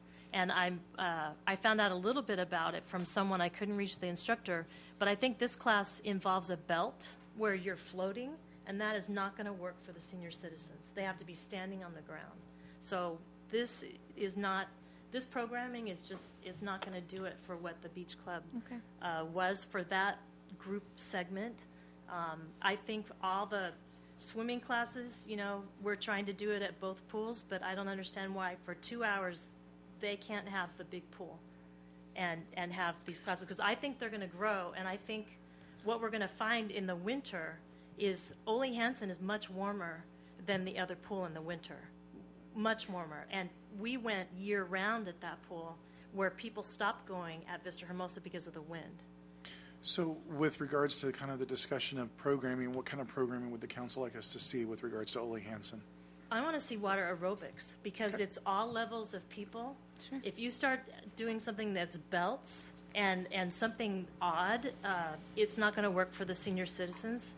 So water aerobics is every single day at the other pool. It should be at minimum at this pool. Also, the twinges and the hinges, that used to be in the little kids' pool, which was very, very warm, and that included a lot of senior citizens. I would assume this is all going to be demand driven, right? I mean, It is, but we're not giving them the programming to show up. Like, throughout this winter, I couldn't go at 1:15, so I never went to one class. well, Didn't sign up. So the message has been sent, Right. right? Okay. So I understand it's not opening until 10, but if we can fill that 10 o'clock class, a water aerobics class, then if it starts overflowing, we look at doing a 9. We'll do our best to promote a program for the summer. Even though the summer magazine has gone out, we can do a supplemental. And if we do get the right amount of participants, we'll engage a 9 to 10 class 5 days a week for water aerobics. Okay. And we'll keep the council apprised as to whether it's successful or whatever the status may be of that. I'm going to be in it, so I'll let you know. Are you? Okay, we have one None of my- registration. I'm not going to do anything until noon every day. And you won't have to wear a belt. I'm not wearing a belt. Okay, so I'm going to move on to just looking at our total fund balance. This is our reserves. We have an emergency reserve equal to 20% of our operating expenditures. That's at $12.1 million. And our unassigned fund balance projected at the end of the coming year would be $2.5 million. So it's getting low, just so you know. Our general fund 5-year forecast, this is revised based on the current budget in front of you. So you see the $1 million in the current year going down to about 0.2 next year, and then you see the deficits in the out years. And as Councilmember Brown pointed out earlier, it's much harder in the out years. Those numbers are less accurate, obviously, than the ones in the current year and the year after. So we will address those deficits, and we won't bring that to council as a negative, but just so that you know that's what's forecasted now. Almost done, so just bear with me. I'm just going to talk very briefly about the other funds because we're done with the general fund, but we do have other funds that are budgeted as well that you're approving next week. Water and sewer funds, they include the proposed budget includes an anticipated rate increase for water of 12%. We have not finished the water cost of service study, so we don't know what that increase will be, but we had to include something for budgeting purposes, and so that's the rate increase included for the budget. We expect to land the new water rates in October of 2017 as the water and sewer cost of service studies are completed. I also want to point out that we're continuing the implementation of the Lucidity computerized maintenance management system to help us assess the infrastructure needs at both water and sewer. There are several budget enhancements in these funds, including staffing adjustments and then some others here for various equipment. That's most of that is one time. just as an FYI, an anticipated increase of 12% is massive. And so we're going to have to very clearly explain to the public why after all of the rain we've received, we're paying 12% more for the water. Just from a public point of view, the math don't work. And so if obviously this is what's proposed as a rate increase, so we're just going to have to really walk people through why it is that this is what the cost is, and that should be extremely clear in whatever we're going to be pushing out to the folks. And I think the cost of service study, that's exactly what the point of that is, and then there'll be a presentation to City Council about that and what those costs and what entails those costs so that we can land on what that increase would be. So, yes. Sometimes the increase gets ahead of the explanation. Yes, and that's so- kind of what's happening here because we have to put a budget together, and so, Yeah, so we're wanna- only estimating. We're not saying that's what it's going to It be. isn't for sure. also because we're redoing the way we're going to be charging as far as the tiered rate goes and that kind of stuff? Yeah, That's We all plan on being coming back to revised. council in June, seeking kind of direction to finalize the cost service study. And so the council will give us direction on what type of rate structure they want. And then once we conclude with that cost of service study, then we'll be able to educate the community through the Prop 218 noticing and communication via the website as to how those rates are established and what they account for, et cetera. yeah. Okay. Also in enterprise funds, the Clean Ocean Fund, it's about a $3.1 million operating budget. There's a pier understory bird deterrent project budgeted at $375 from their improvement reserve. The Golf Fund, there's one budget enhancement, which is a replacement of a tractor. So those are the enterprise funds, some highlights. Our special revenue funds include the Street Improvement Fund. We continue to receive the Measure M2 funding to provide ongoing revenue, but that funding source is decreasing over time. We also do an annual transfer from the general fund of $756,000 approximately, but with the others decreasing, we may have to see increases in that in coming years. Our miscellaneous grants fund, we have $330,000 set aside in the CDB program for West Avenida Palisada sidewalk improvements. And then the gas tax fund, we have 3 projects totaling $1.4 million, largest of those $700,000 for arterial street pavement maintenance. Air Quality Improvement Fund, there's the San Clemente trolley operations, $120,000 budgeted for that new program. And then there's a traffic calming program budget of $80,000. In addition, the Police Grants Fund, we fund a portion of one deputy position every year. That's about $100,000 through a grant that we receive from the COPS grant. And then our internal services funds, General Liability Fund, this is where we continue to participate with the California Joint Powers Insurance Authority. Our liability insurance premium is budgeted at $1.9 million for next year through the CJPIA. We also have our fleet replacement fund here. We have 9 pieces of fleet equipment budgeted for replacement, a total of $165,000 approximately. And then our information technology fund, you heard quite a bit about this at our LTFP, but these are all our IT strategic plan projects that continue to be processed, and so there's a list of them there, largest with replacement of the data storage system and replacement of the telephone system. And then finally, our debt service fund, we had the Negocio debt service. So if you can recall, we paid off the debt there. So there really isn't a need for this fund anymore. We do receive revenues from rentals at Negocio. So those revenues and the related expenses have all been moved into the general fund. The revenues do cover the expenses right now on the not the debt service, but on the operations there. And so this will go away. This fund will not be here after this year. We're just doing the final transfer out. So that's all I have in terms of the budget overview. Our next step will be capital projects. I don't know if you have any questions at this time, and then after capital projects, we're going to deal with the yellow sheets. So I'm happy to answer questions now before we move into capital. I have one question. Let me just dig up what page it's on. This has to do with the in lieu housing fund. And So, where's it? I was all teed up and then I lost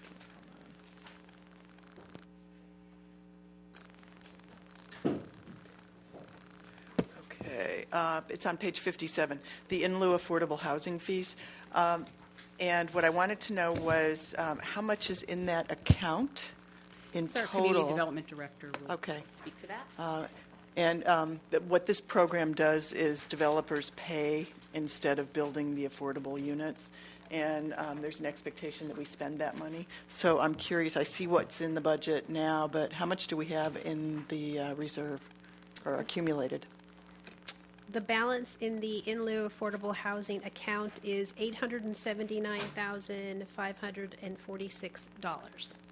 Okay, I'd like to ask for an update sometime in the next 6 months on your ideas for how to use that money. And it may not be that we use it today, that you've got a 5-year trajectory, but it's real important that we put that money back into the community for workforce housing.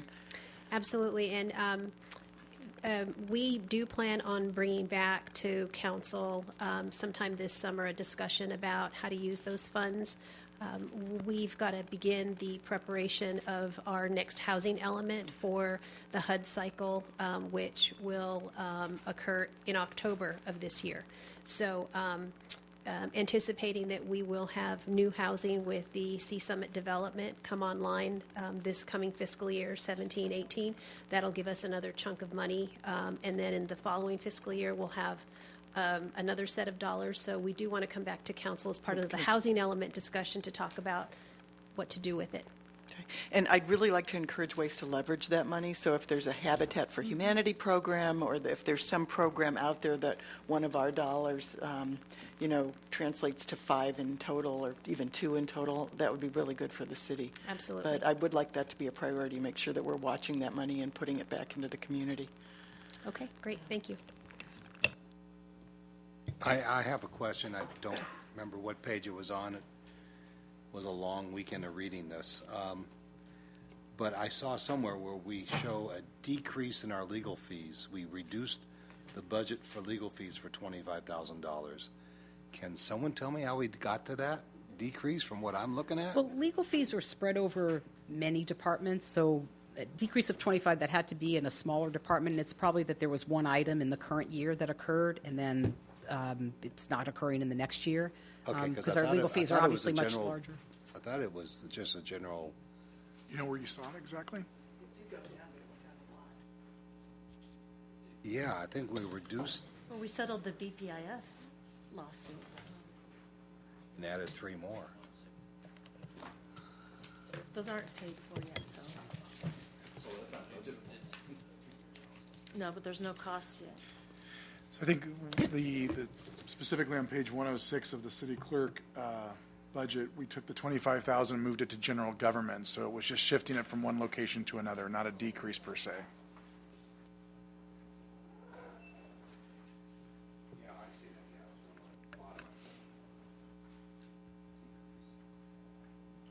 Yeah, so it In was that just budget. moved. It was moved rather than decreased, yeah. Okay. If there's not any other general questions, I'm going to hand it over to Ken Natz, and he can speak to the capital improvement program. And the transportation program's going to be in the next conversation? In the yellows, we do the yellows. Everyone's anticipating. So Ken, you're going to come on up.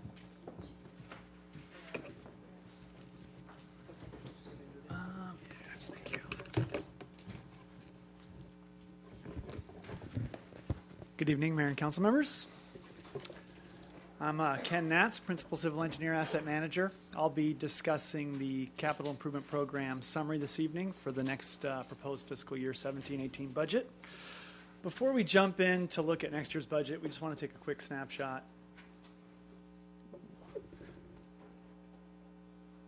Actually, Laura has to pull up. Thank you, Laura.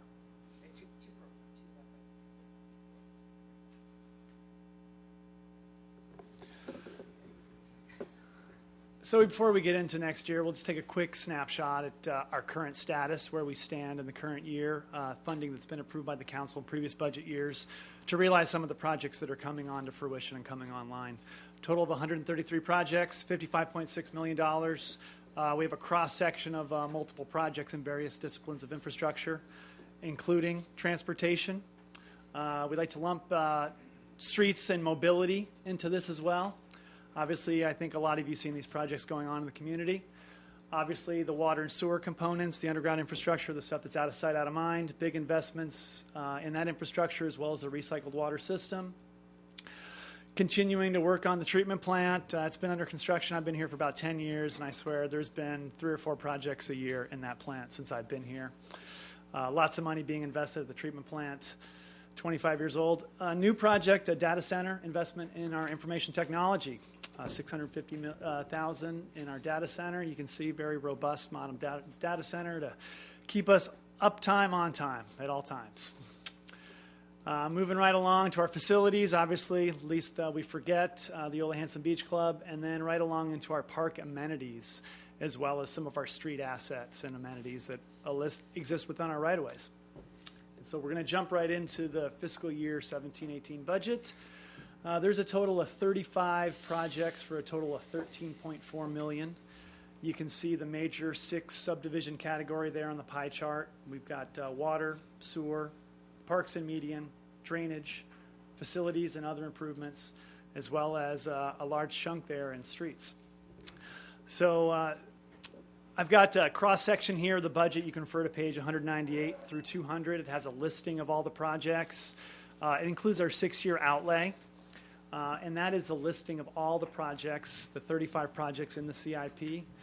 We'll cover each one of the disciplines real quickly, see if the council has any questions or comments on either of them, and we'll move right to the next discipline. So jumping right into streets, the overall map provides you kind of an area of where all the street projects are going on in the cities. You can see it covers quite a large area. Highlights, obviously I've heard the council talk a lot about alleys in the past, so we're going to be looking at that. Obviously a nice grant project, say across the school. Big ATP grant coming in from Caltrans funding, almost 98% of that project. And then some sidewalk gap closures with the Avenida Palzada sidewalk. Are there any questions on the street projects? We'll move right along into water. Another cross-section, most of these are funded from the Water Depreciation Fund, cross-section of pump stations, as well as some other improvements to our water infrastructure scattered throughout the city, total of $2.65 million. All of these are funded from the Water Depreciation Fund, with exception of the Recycled Water Expansion Phase 2, which is from the Penalty Reserve, as well as the Reeves Pump Station, which is from our connection fees on the water side. On the sewer side, very similar. More projects at the treatment plant. As you can see, they're all kind of focused in that one area. We have source-gate improvements. That's technology improvements to improve our remote monitoring communication to control all the equipment that we have treating the sewage. And then obviously some security gate features with some issues we've had there in the past to try to make the plant a little more safe. A total of $850,000 from the Sewer Depreciation Fund. On the drainage side, another couple projects to help improve where we have some problem areas when we have rain. Total of $700,000 from the local drainage facility fund. And then I think the ones that might be the most important to you, or the ones that you like to look at the most potentially, are the facility and other improvements, obviously. A couple highlight reels here. We've got the pier structural construction, which is coming up next year. The marine safety building structural repair, which has been discussed at the LTFP. And another cross-section of numerous other projects. All those page numbers reflect the individual project descriptions and budget information on those projects. Are there any questions on any of those? The only question I was about the Ralph Skate Park lighting. Now, when this idea was originally discussed, there was a split. So it was going to be the city was going to be looking at redoing the lighting, but they wanted to do it collaboratively with the Skate Park Coalition. And part of that split, I think right in the budget report, it says 75-75. Now, and it could be that my recollection is wrong, but I thought the split was 150. City was 100, coalition was 50. You remember that conversation? I'm going to defer to Mr. McIntosh. James? On That's what we plan to do, yeah. Okay, It's okay. just a misprint in there, and we're going to switch it out to 100,000 on the city and 50,000 on the Skate Park Coalition. Okay. For the final budget, that'll be correct. So for the final budget, that'll be corrected. Okay. Yes. Do you want to hear from the public on this? I do want to hear from the public on this one. Okay. So- We have a public card on this. Ron Aguilar? Or, I'm sorry, Ryan. Ryan. Mr. Aguilar. Ryan. I even put my glasses on for this, and I still got it wrong. And so while he's walking up here, Ryan, I'm just going to take for 30-second intro. The idea, the concept behind this, and I think it's a really smart one, is that this would be phase one, almost a beta test of what a collaborative relationship would look like with the coalition in terms of skate park development in San Clemente. We've heard from the coalition, as well as every time we do a third grade class tour, what's the thing that there, more skate parks, right? That's always the big thing that comes out of those. And so I think there's a real desire from our community. The coalition has harnessed that desire. And I think because of their willingness to use their contacts and to help with funding, it kind of is, it's a little bit like we can help kind of build off of their momentum too. And so the idea would be, of course, the first phase of the lighting, we see how this goes. We provide something, they provide something, and then we get it done, and then we look at what future phasing may look like from there. And so I'm just curious to hear from the coalition as well, Ryan, on this one. Yeah, good evening. I couldn't have said it better myself. So, yeah, we're excited to see that on the docket tonight. We've been a group for a little over a year, and our project started as Light the Skate Park. That was our initial push. And as we got into the community and talked to parents and families and skaters, it was apparent to us that an expansion of our skate park and maybe more skate features throughout the city is a project that we want to take on as a group.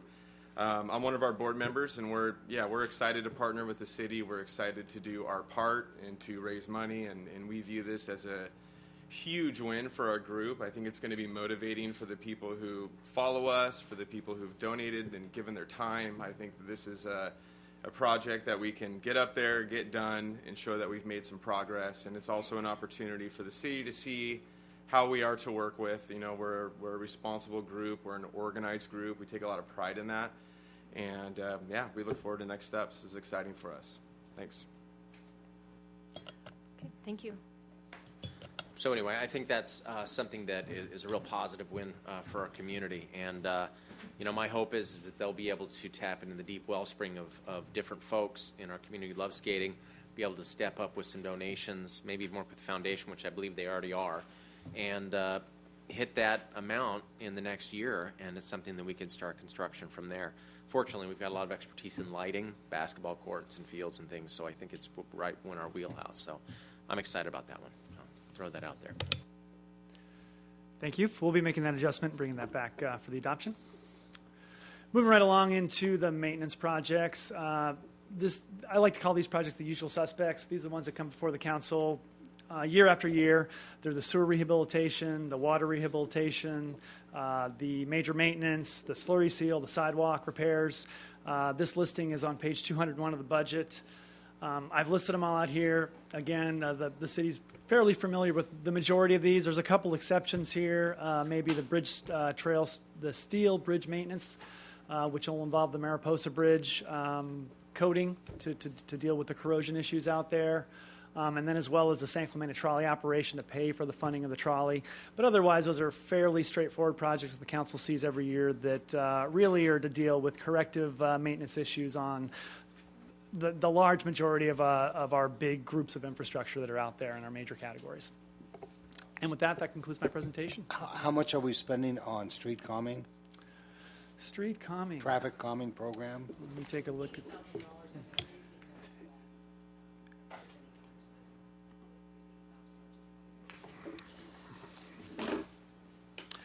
Segue back to Judy.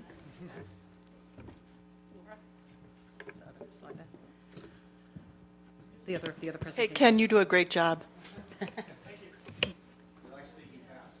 Okay. Let's move back up here just a minute. So Ken presented that. So now the long-awaited yellow sheet city council decision packages. So there are a few of those in front of you. Yes. They're in for different departments. The list is here. I don't need to go over each of them. You've probably seen them and read them. We can talk about each one, or we can talk about the ones that you're interested in. I'll just mention what they are. The first is a park planner being reclassed to an associate civil engineer. The park planner position is vacant, and while the associate civil engineer can do that we would hire would do park planning as well, or park planning projects, they could also be used for other projects as well. We have increased the time base for our emergency planning coordinator and make it a limited term position. So right now it is a full FTE, but it was brought in as 3/4 time, and that position is funded through our SONGS grant. We don't know how long that will go on, so we'd like to make it full-time, and we would have revenue to cover that, and then at some point it would be limited term at my end. Also, a portable outdoor stage for special events. This would be a recreation request for a small stage for some small family events. This is a one-time expenditure. A transportation strategic plan of $100,000, and Lori will get back to that so you can ask your questions. Utilities, we want to reestablish the water quality co-compliance officer, limited term. This is a position that was frozen in the past, and so we would like to reestablish it, and there'd be a revenue side to this as well. So the total position cost is about $89,000, but we anticipate about $25,000 in administration citation revenue to offset the cost. And then an environmental program intern. This is something we do each year if council approves to provide some additional help in environmental programs. So if they have any questions about any one of these, we have staff and we can talk about those. So go ahead. Guess Laura. which one I want to talk about? transportation? I know you're shocked, right? Of everything in the budget, the two things that were the top of the list, well, three counting the affordable housing and community development, is public safety and transportation. So council has talked about hiring someone to help us with some of these new developments concerning the toll road. We've also talked about the long-range transportation plan, which OCTA and then SCAG put together, being on a 6 to 9 month timeline. And as a council, I thought we had agreed we were going to propose an arterial solution as an input to the long-range transportation plan. Are we in agreement with that, right? So, And it was county, it didn't pertain to just our city. I thought it would we be talked South about South County. County. Yeah, but it would be initiated. We need by- data. We need data, Yeah. yeah. And so either we need to add that into the budget, or if you could, I don't think the 100,000 is intended for that purpose. I think that's just to get us a senior staff person to help us get Actually, the I work didn't take done. it as that. I So- took it as the plan. Yeah, so I actually And reached it's not. out. That's why I'm bringing it up. So originally, council had given direction based on the San Juan Capistrano strategic transportation plan. So staff reached out to San Juan to get a copy of that, and LSA was the consultant that provided that study. So I reached out to LSA. Les Cards, who did that study, is still with the firm. He's the principal. However, he's out of the country for 4 weeks, so he's unreachable. So they were able to put together an informal quotation of providing a strategic transportation plan to the city of San Clemente, thus the $100,000 decision package. However, we won't be able to meet with Les for another 2 weeks until he returns to talk about what that means, what it looks like, and so forth. So I wanted to get in front of council tonight to at least get the approval to have that money set aside.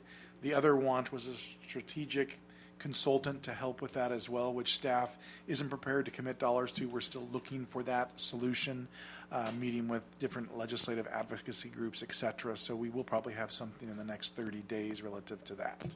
Well, as this is unfolding, what we may have asked for is not really, what we need is something that is input acceptable to the long-range transportation plan for South Orange County.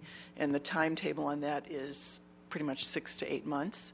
And so what those inputs look like, I think it's data, it's, traffic counts, it's streets that we would consider, it's a map. And it needs to be done with OCTA as the sounding board. So if this Les is the person that's going to do it, what he's delivering is something that can go into the LRTP modeling. We can definitely look at that and understand that once Les returns, and also work with OCTA to understand the deliverable that they need to integrate it into their LTRP. And let me just add a couple of things. I know this is for our city, but we would remiss not to include, say, Las Ramblas. I think that's the mayor's point. Yeah, it Yeah. would be South County. Right, We'd so South County, I'm yeah. sorry, of course. And then the second thing is, we want to make sure that the study, the people working on it, the engineers and everyone, are as independent as possible. And so, I really want to make sure that whatever we pursue in terms of strategic plan or a study, that we have whatever assurances are necessary to know that they are representing our interests and no one else's when they're doing this work. And that's an important point, because if the person you're talking about is who I think it is, he's conflicted out. He's very deeply involved in the toll road. Don't know that as of yet, so I can't But I comment on think that. you think that also, right? Yes. Yeah, I'm pretty sure. I believe he's one of the consultants helping him with the current 241 extension. Yeah. So. And that would be a major issue with Yeah, us. he would, and I- Not that he isn't professional, not that Right. he wouldn't do a wonderful job for us, but I'm just saying, Legally. for our residents, Yeah. they want someone who is not conflicted in this. They are simply going to address it from. And my thinking is it's more like a Nelson Nygaard. If that line item is for the inputs to the long-range transportation plan, Nelson Nygaard is probably the path to go down. Or Okay, maybe, Tom- maybe we should do like an RFP for this and get some proposals in and take a look at what's out there, where there's a lot of engineering firms that have assets that may be able to provide us something.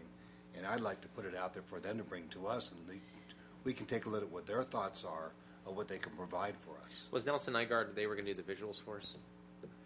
No, they're an engineering firm that does modeling. Who was the firm going to do the visuals? You remember? It wasn't Nelson Nygaard. It wasn't Nelson Nygaard. Doesn't Nelson They were Nygaard do also- our They- parking study? Yeah, they do things for our I city also all remember the that the time. firm who was going to do our visuals also had the capacity to do those same types of analysis. So Again, for another reason, go RFP and let it. there could be a series of firms that could be appropriate. Well- Eric, would it be possible to ask OCTA for some guidance of, engineers that would be, I think, yeah, I mean, absolutely. One of the things that staff wanted to do was at least get a number and a placeholder. We haven't had a lot of time to really work on the fine print. I know we have to enlist the help of Tom Vonnegut with that, and so I think maybe the first step would be to have a meeting with OCTA to understand what they need to integrate into the LTRP, and then also probably get a list of some consultants that wouldn't be conflicted out, and do basically an RFP process to get some price solicitation. Yeah, and if that's what we're doing, it's a placeholder, we're not actually putting anything Correct, in place. correct. No, we're not. I don't have a problem supporting this. but it looks like the person that we wanted to help us with this. Well, probably in money will have to be 2008, added. whenever they did that one for San Juan, it wasn't an issue, but I mean, maybe we're wrong. Maybe we're thinking of the I wrong think it was person. 2008. Yeah, So it was quite a 10 while years ago. ago. It was almost 10 years ago, correct. Yeah, so I guess, clarifying what the money's for, which now we all understand, it's to do an arterial version that would feed up to the long-range transportation plan. B, to impose a sense of urgency in this. Tom Vonnegut and I went to the stakeholder session for the long-range transportation plan last week. It's moving, and so the inputs are going to be needed, post haste. And then see if the 100,000 gets the job done as a placeholder. We'll facilitate that expeditiously. So otherwise, everything else that is on this page is okay. Do you want a straw vote on that, Joanne? Nope.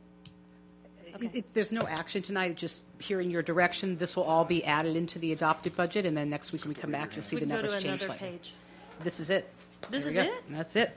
Oh, my It God. looks like No, so wait, much hold on. more. We do have to actually, we don't need to look at all these. We do have to hold the public hearing. Oh, that's right. It's formality. Okay. So I'm going to open up the public hearing. We do have one card. Matt Dennison.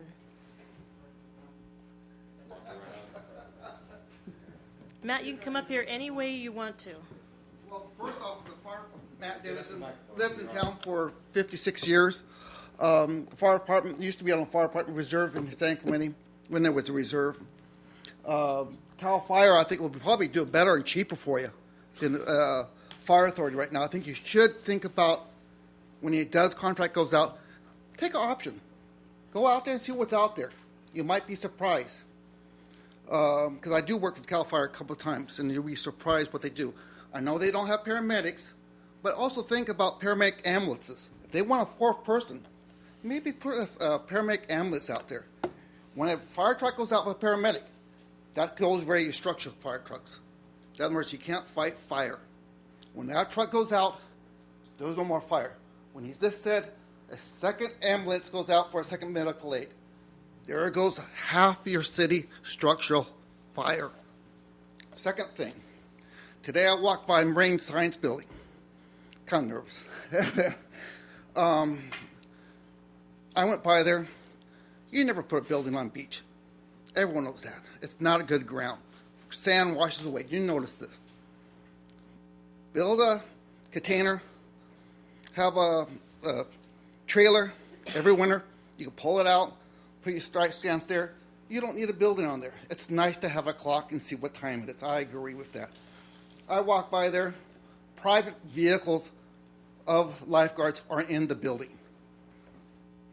What's that all about? You might want to think about going outside and see if marine safety is what they're there for. In other words, see what's out there in contract-wise. Doesn't hurt. Oh, actually, for years you haven't added that up. You haven't actually did a study if that's what they're paying for. You could go state lifeguards. There's County of Orange does outside contract. All I'm thinking is, please look outside the box. That's all I'm asking, because that's a lot of money for a lot of projects. And like I said, marine safety doesn't have to have the building on the beach. It's nice. It's convenience. But you can also have off-site. $900,000 is a lot of money. Lifeguards could park their Jeeps at the yard, pick up the gas for the quad runners in the container. That's a lot of money saving right there. I mean, salt does wonders on equipment. So that's all I got to say. Just think out of the box with CAL FIRE or outside fire agencies. Maybe Camp Pendleton want to come in here. The other one is marine safety. You haven't done a good study on that. Maybe outside contractors come in here. But one thing that did disturb me is private vehicles in the marine safety building. Thank you very much. Thank you very much. Okay, so that's the end of oral communications. Close the public hearing. So I have a summary.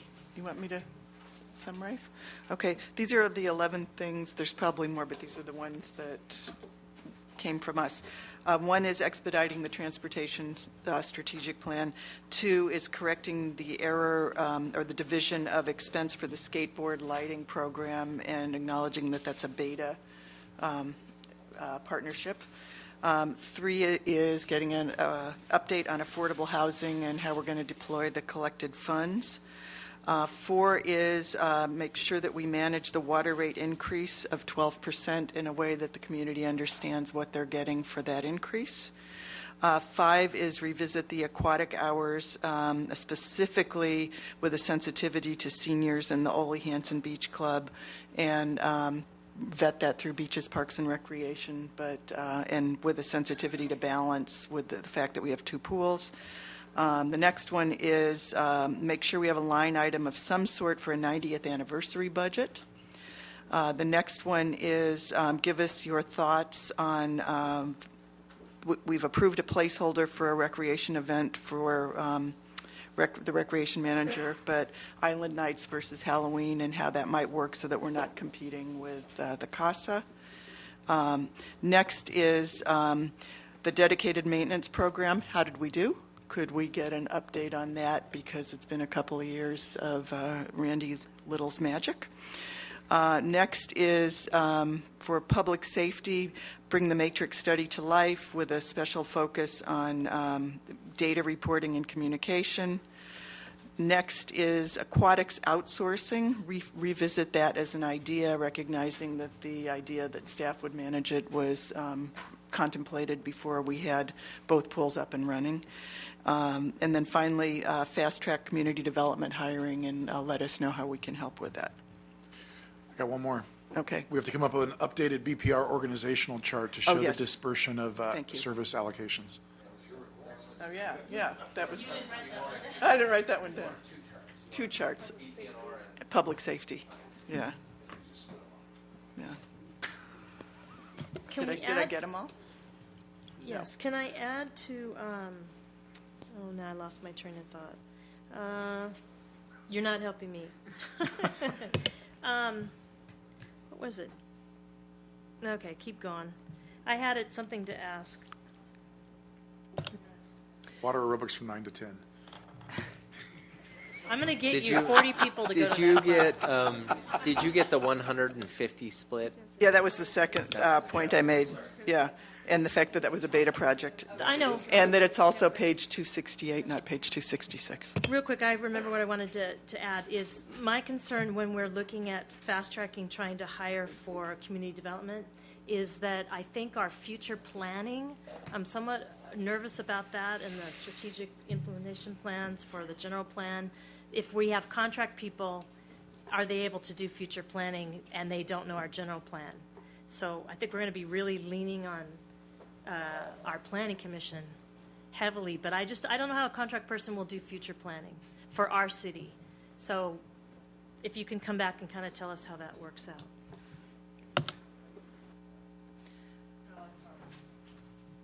Okay, I just want to remind everyone that the city's budget is located at this website. We also have copies available in our lobby if people would like to see that. And reminding everyone that budget adoption is the next council meeting on Tuesday, June 6th. The meeting begins at 6 p.m. And I think that's it. Thank you. And before we adjourn, with my OCTA hat on, Tom and I were at the transit component of the long-range planning, and there is a website which Laura is going to put on the city's homepage, octransitvision.com. OCTA is looking for resident input on how to make the transit system stronger, looking with an eye to the long term, and that can be anything from on-demand to buses to van pools. So it's octransitvision.com, and I've given each of you the card. It's a 5-minute survey, and your input would really be valuable because South County tends to be underrepresented in these polls. Yeah, I would love to see us push this out through social media and for our residents to be aware of what's going on. If we can make an announcement about it, because I think this is something that we really need. We get the emails regarding the complaints. Here's an avenue for them to be directly input to the people that are making some decisions. So could this go on our, Have it up tomorrow morning on Facebook, Instagram, and our latest news. yes, And- on latest news, it'll be a link on Yes, our ma'am. web-site, Yes, so ma'am. people can take this poll. And I sent Laura Ferguson all of the OCTA links and whatnot, so she can. Yeah. Would anyone like to adjourn? There's 3 paragraphs you have to read. He's a fast reader. Turn on your microphone. I motion that we adjourn to an adjourned regular council meeting to be held on May 30th, 2017 at 7 p.m. for the purpose of meeting in joint session with the city's commissions and committees. The meeting will take place at San Clemente Golf Course, Wedgwood Banquet Room, located at 150 Avenida Magdalena, San Clemente, California. A subsequent adjourned regular meeting, will be held on May 31st, 2017 at a time to be determined. 4 The- p.m. You've since scheduled that time. At 4 p.m., I've been corrected. The meeting will take place at the council chambers located at 100 Avenida Presidio, San Clemente, for the purpose of interviewing and making appointments for public members to the Public Safety Task Force. The next regular council meeting will be held on June 6, 2017, in the council chambers located at 100 Avenida Presidio, San Clemente, California. Closed sessions items will be considered at 5 p.m. The regular business meeting will commence at 6 p.m. Motion by Swartz, second by Doncheck. All in favor? Aye. Passes 4-0. And we made it. 2 minutes to go. You say that every year. Every year. We're in the black. It's the best budget.